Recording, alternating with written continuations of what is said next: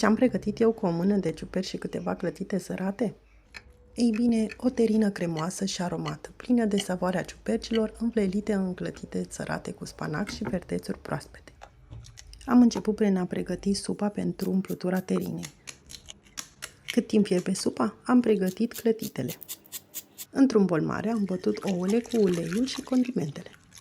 Făina și laptele le-am adăugat treptat, amestecând continuu, astfel încât compoziția să rămână fină, fără cocoloașe.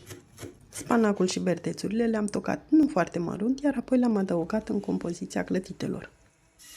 După coacere, le-am lăsat să se răcească complet înainte de a le folosi în terină. Mai departe, am tocat restul legumelor rămase, cât și ciupercile. Le-am călit apoi în puțin ulei, începând cu legumele cât să se moaie puțin, apoi am adăugat ciupercile. Am asezonat totul cu sare și piper proaspăt, iar eu am ales să adaug și puțin usturoi, însă acesta este opțional.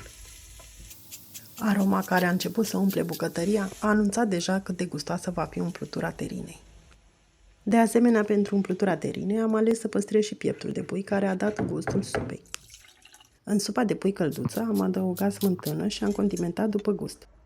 Într-un bol încăpător am transferat compoziția de ciuperci și pieptul de pui, iar peste ele am adăugat și compoziția lichidă în care am dizolvat gelatina.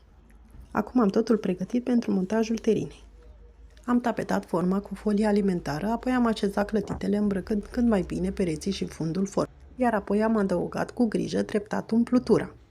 Am închis terina împachetând clătitele pe rând și acoperind cât mai bine lichidul.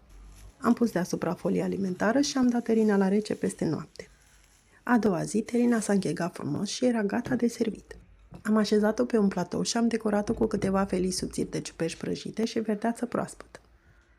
Rețeta poate părea lungă, dar vă sfătuiesc cu dragă inimă să-i acordați o șansă. Ca întotdeauna, aștept cu drag părerile voastre în comentarii. Și nu uitați că rețeta completă o găsiți pe Yummy to You.